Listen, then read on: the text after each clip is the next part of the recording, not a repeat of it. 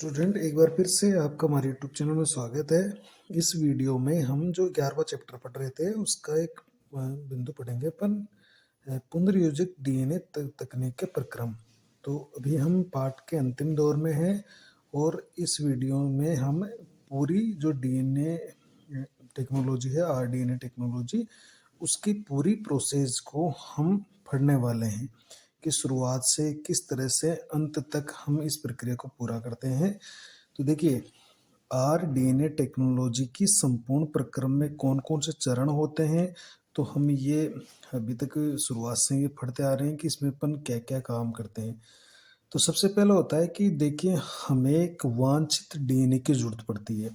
तो वो वांछित डीएनए हमें प्राप्त करना होता है, यानी उसका विलगन या पृथक्करण करना होता है।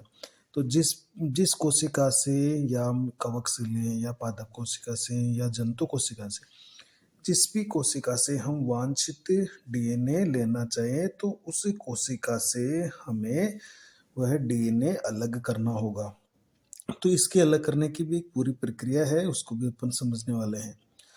अलग करने के बाद में क्या होता है, जब हम डीएनए को शुद्ध अवस्था में प्राप्त कर लेते हैं, उससे जुड़े हुए सभी प्रकार के पदार्थों को अलग करके डीएनए को शुद्ध कर लेते हैं, तो फिर हम डीएनए को प्रतिबंधन एंजाइम, जिन्हें हम रेस्ट्रिक्शन एंडोन्यूक्लियस एंजाइम आदि कहते हैं, उनके द्वारा हम डीएनए को काटते हैं, यानी डीएनए का खंडन करते हैं। तो दूसरा चरण होता है डीएनए का खंडन या डीएनए को विशिष्ट स्थलों से काटना।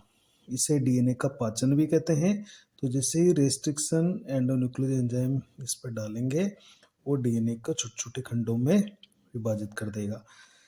इसके बाद में प्रक्रिया होती है, जो वांछित डीएनए खंड होता है उसको हम वाहक के साथ जोड़ें और फिर जोड़कर आरडीएनए बना लें। तो फिर अपन दो भिन्न डीएनए यानी वांछित डीएनए और वाहक डीएनए को जब जोड़ देते हैं, तो बनने वाला जो डीएनए है, दोनों के जुड़ने के बाद उसको हम आरडीएनए या पुनर्योगज डीएनए कहते हैं। इसके बाद में जब अपन पुनर्योजन या आरडीएनए तैयार कर लेते हैं, तो उस डीएनए को हम परपोषी कोशिका, एक उपयुक्त परपोषी कोशिका ले लेंगे। उस कोशिका में उसे हम ट्रांसफर कर देते हैं। ट्रांसफर करने के बाद में क्या होता है, जब हम ये सुनिश्चित कर लेते हैं कि परपोषी कोशिका ने आरडीएनए को ग्रहण कर लिया है, उसका रूपांतरण हो चुका है, तो हम परपोषी कोशिका का फिर पोषक माध्यम में व्यापक स्तर पर उसका संवर्धन करते हैं, अर्थात जीन क्लोनिंग करते हैं। जीन क्लोनिंग का मतलब है, जो वांछित जीन हमने पहुंचाई है परपोषी कोशिका में, उसकी प्रतियां या उसकी जो रेप्लिकेशन है वो तेजी से होने लगती है। और लास्ट में जो चरण होता है वो होता है कि जो वांछित जीन है वो जब अभिव्यक्त होगी, तो वो एक उपयोगी उत्पाद बनाएगी और उस उत्पाद को हम प्राप्त कर लें, तो वो उत्पाद मानव के लिए उपयोगी होता है और मानव के लिए इस्तेमाल किया जाता है। तो एक तरह से ये मुख्य चरण है हमारे आरडीएनए टेक्नोलॉजी के। तो इसमें जो फर्स्ट जो चरण है उसको अपन पढ़ने वाले हैं कि आनुवांशिक पदार्थ जो मुख्यतः डीएनए होता है, उसका पृथक्करण या उसका विलगन कैसे करें, जिसे हम आइसोलेशन ऑफ डीएनए भी कहते हैं। तो देखिए, इसका पृथक्करण कैसे किया जाता है। तो देखिए, जैसे मान लीजिए हमारे पास तीन तरह की कोशिकाएं हैं। जैसे ये एक जीवाणु कोशिका है, जिसको हम बैक्टीरियल सेल भी बोलते हैं, जीवाणु ये सेल है।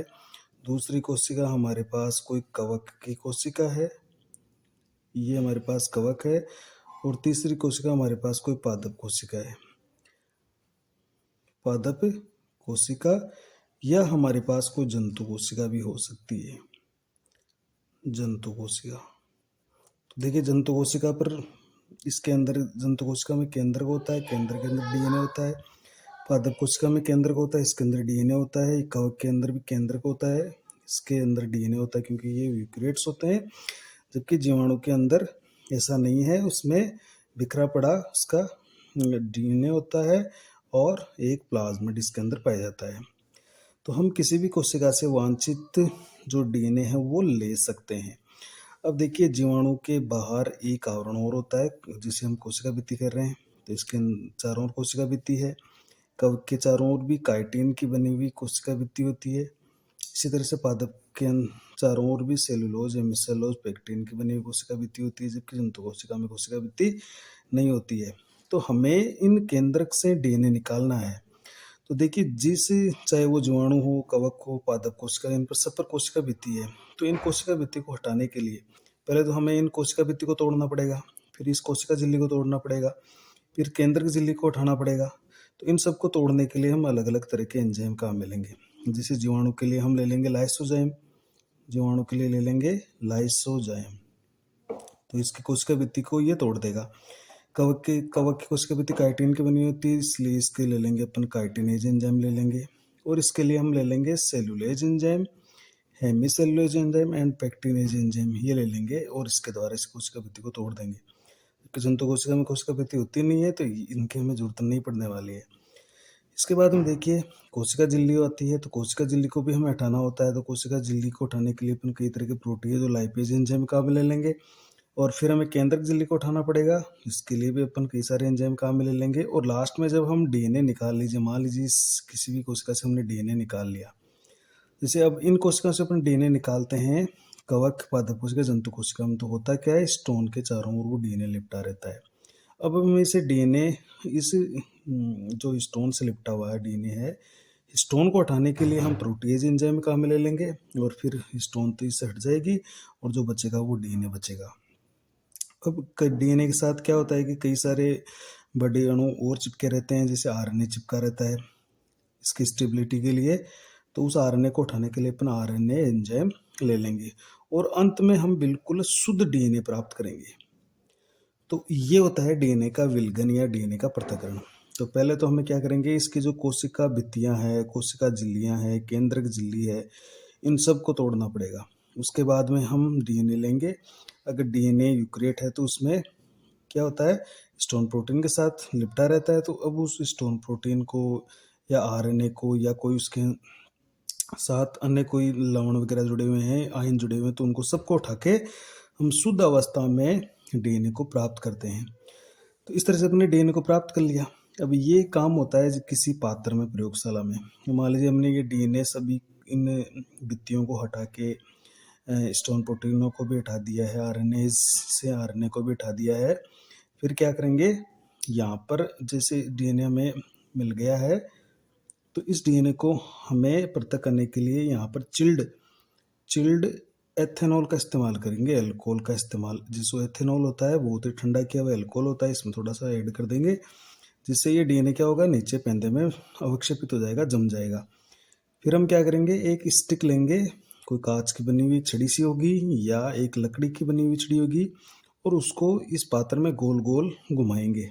तो गोल गोल घुमाने से क्या होगा, ये जो डीएनए के जो धागेनुमा तंतु होंगे या धागेनुमा होता है डीएनए, वो उस छड़ी के या स्टिक के चारों ओर लिपट जाएगा, और इस तरह से वो उसके चारों ओर लिपट कर हम उसको बाहर निकाल लेंगे।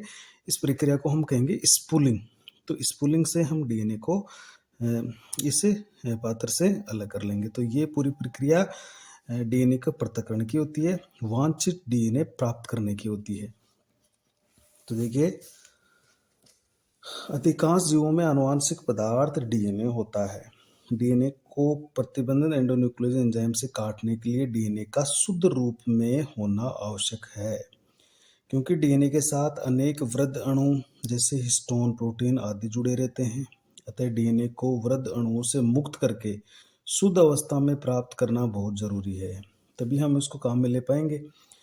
इसके साथ ही देखिए, डीएनए विभिन्न झिल्लियों से घिरा रहता है, जैसे कोशिका भित्ति है, कोशिका झिल्ली है, केंद्रक झिल्ली है, ये सब उसके ऊपर पाई जाती है। तो इनको सबको हटाना पड़ेगा हमें डीएनए तक अगर पहुंचना है तो।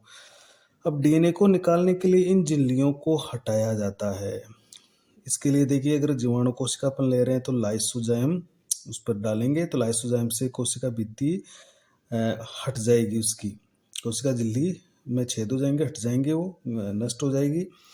इसी तरह से पादप कोशिका ले रहे हैं तो उसमें अपन सेलुलोज से डाल देंगे, और उसके साथ हेमिसेलुलोज और पेक्टिन एंजाइम और होता है। क्योंकि कोशिका भित्ति मुख्य रूप से सेलुलोज की बनी होती है, तो सेलुलोज डालते ही कोशिका भित्ति हट जाती है, हटने लगती है। और यदि हम कवक कोशिका ले रहे हैं तो कवक कोशिका की भित्ति जो होती है वो काइटिन की बनी होती है, इसलिए इसको उठाने के लिए अपन काइटिनेज एंजाइम ले लेंगे। तो इन सब से जब अपन इनको काम में लेंगे तो कोशिका भित्तियाँ हट जाएगी। डीएनए अणु हिस्टोन प्रोटीन के साथ गुथे हुए रहते हैं। जैसे आपको बताया, डीएनए होता है वो हिस्टोन प्रोटीन पर लिपटा होता है यूकेरियोट कोशिकाओं में। अतः इसके साथ अन्य वृद्ध अणु भी जुड़े रहते हैं। अन्य वृद्ध अणु जैसे आरएनए, हिस्टोन और प्रोटीन और डीएनए को स्टेबिलिटी के लिए कुछ आरएनए भी जुड़े रहते हैं, जिनको डीएनए से हटाना आवश्यक है, क्योंकि हमें तो डीएनए बिल्कुल शुद्ध रूप में चाहिए। तो जितने भी इसके साथ कोई भी अणु जुड़े हुए हैं उन सभी को हटाना है। जैसे हिस्टोन प्रोटीन को हटाने के लिए हम क्या करेंगे, प्रोटीएज एंजाइम से उपचारित करके इसको हटा दिया जाता है। तो हिस्टोन तो प्रोटीन है, तो इसलिए एक एंजाइम ले लेंगे प्रोटीएज, इस प्रोटीन को वहाँ से हटा देगा, नष्ट कर देगा या इसको डीएनए से मुक्त कर देगा।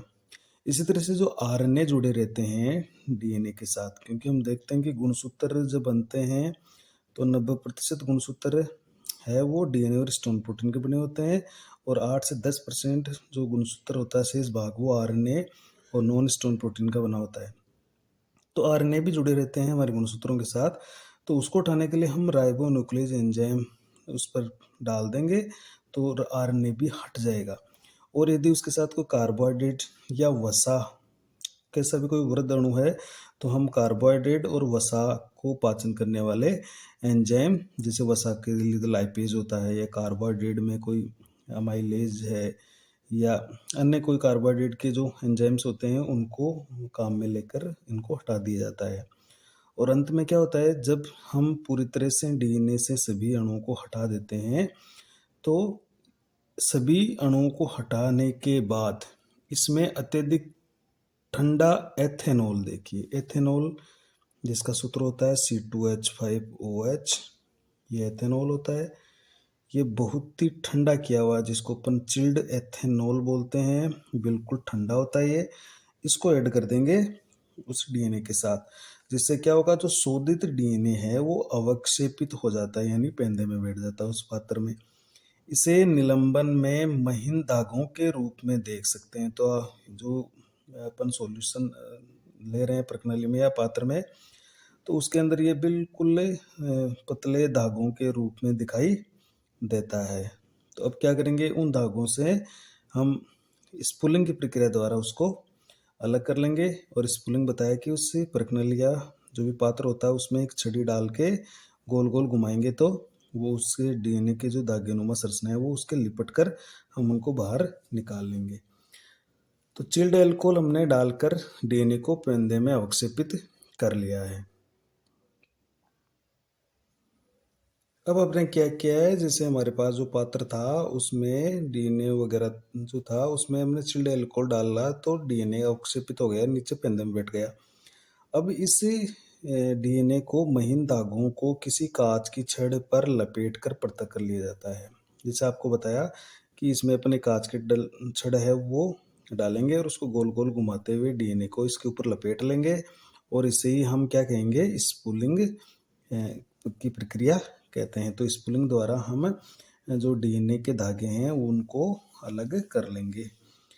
अब क्या करेंगे, जब अपन डीएनए को शुद्ध अवस्था में प्राप्त कर लिया है कि पूरी तरह से हमने डीएनए को शुद्ध कर लिया है, तो अब डीएनए को हम काटेंगे, उसका खंडन करेंगे। देखिए, तो इसके लिए हमारे पास होती है एक आणविक कैंचियाँ, जिनको हम रेस्ट्रिक्शन एंजाइम्स, और उसमें मुख्य रूप से होता है रेस्ट्रिक्शन एंडोन्यूक्लियस एंजाइम, उसको हम काम में लेने वाले हैं।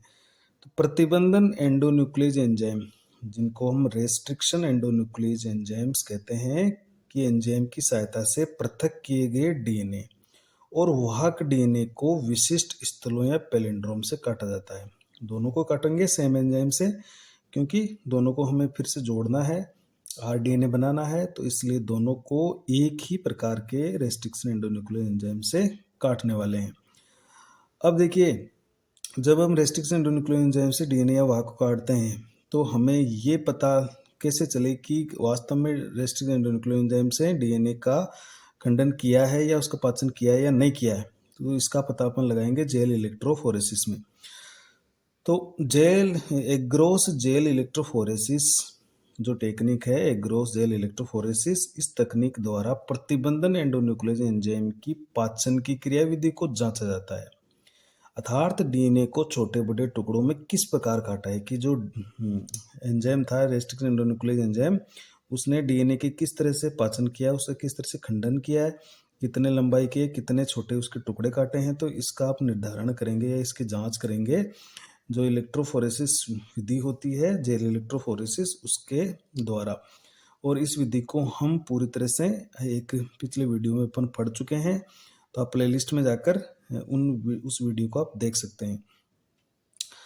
देखिए डीएनए एक ऋणावेशित अणु है, तो जैसा कि अपन ने जेल इलेक्ट्रोफोरेसिस में देखा था कि ये एक ऋण आवेशित अणु है, अतः ये जेल इलेक्ट्रोफोरेसिस में क्या होता है, जो धनात्मक इलेक्ट्रोड होता है नोड, उसकी तरफ ये गति करने लगता है। और जो छोटा अणु होता है इसका मॉलिक्यूल, वो सबसे ज्यादा रन करता है एग्रोस जेल के अंदर, यानी तेजी से मूव करता है और आगे तक चला जाता है। वाहक डीएनए के साथ भी यही प्रक्रिया अपनाई जाती है। तो देखिए जो वाहक डीएनए होता है, जिसे अपन प्लाज्मिड लिया मान लीजिए जीवाणु कोशिका के लिए, तो उसको भी हम जेल इलेक्ट्रोफोरेसिस में डालकर सेम टेक्निक उस पर भी अप्लाई करते हैं। वांछित डीएनए व वाहक डीएनए को प्रतिबंधित एंडोन्यूक्लियस एंजाइम द्वारा काटे जाने के बाद वांछित जो डीएनए का कटा हुआ उपयोगी जो जीन होता है, कि यानी इस जीन को हमें जोड़ना है, जो उपयोगी जीन है उसको वाहक डीएनए के काटे जाने के बाद में जो खाली हुआ स्थान है, यानी वाहक को भी काटेंगे तो उसके खाली हुए स्थान पर जहाँ से वाहक को हमने काटा है, यानी हमने जैसे मान लीजिए ये डीएनए लिया है, इस जगह से इसको कटिंग की है, ये वांछित डीएनए हमारा, और हमने जो वाहक को काटा है इस तरह से काट दिया, तो ये जो जगह खाली हो गई है, इस जगह खाली को हम इस वांछित डीएनए को यहाँ जोड़ रहे हैं ताकि ये पूरा फिर से बन जाए।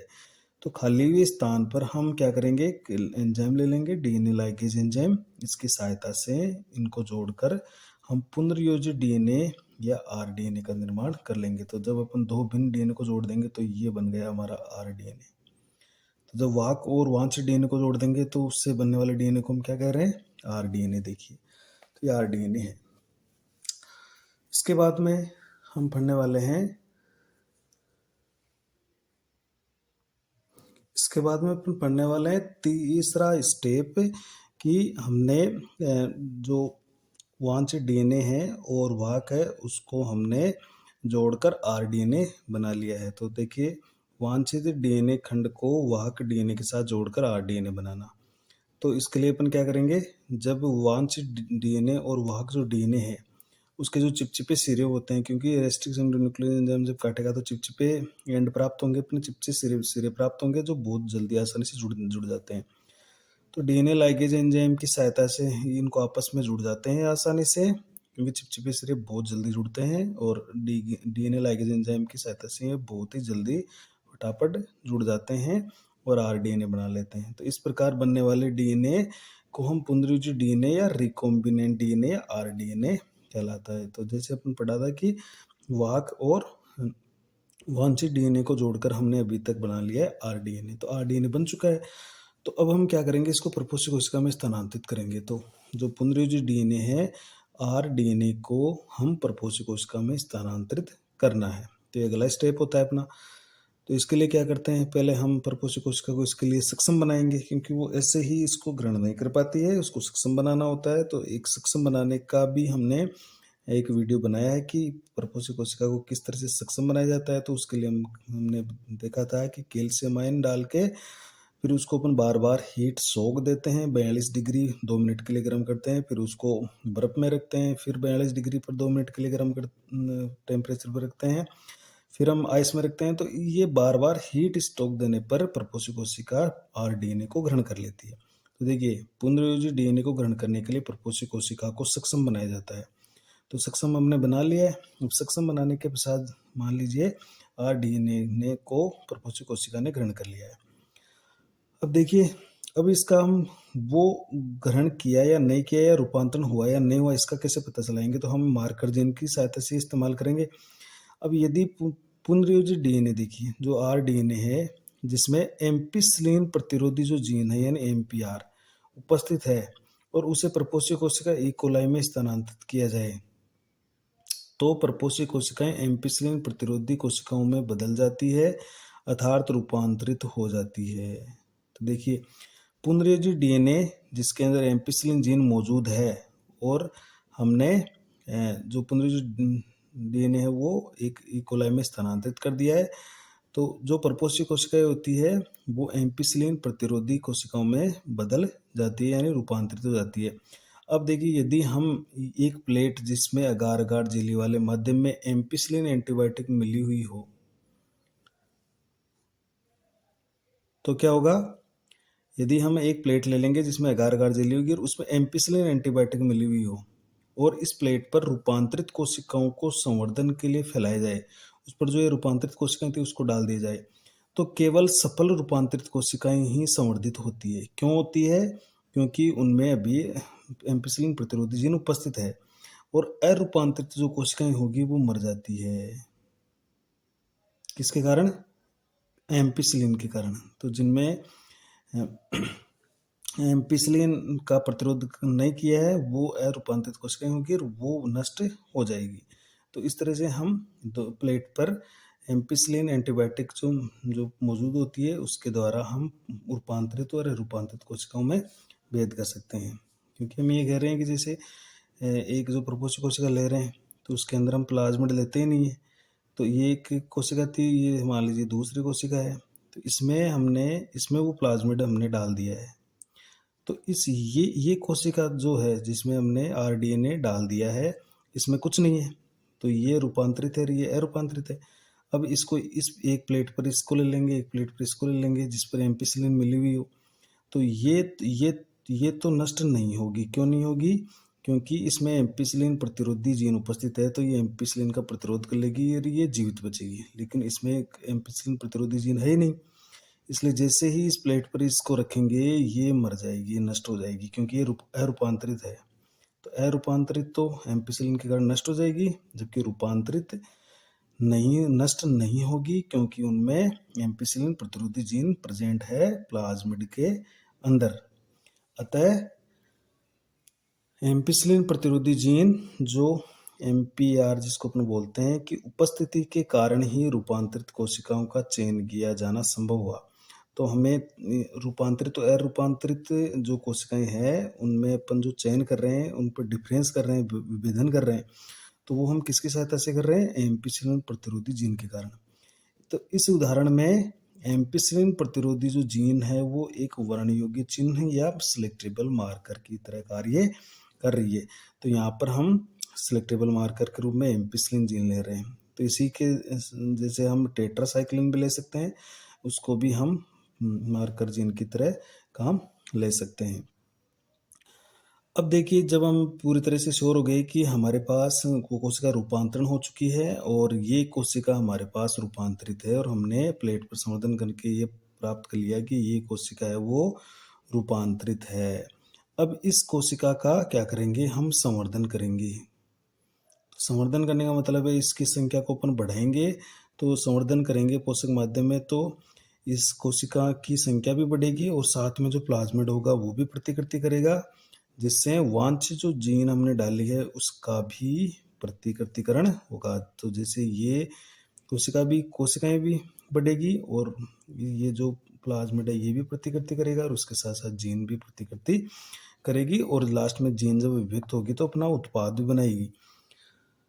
तो और लास्ट में ये है अपना कि प्रपोषी कोशिका का संवर्धन माध्यम में व्यापक स्तर पर संवर्धन करना, जिसको हम जीन क्लोनिंग भी कहते हैं।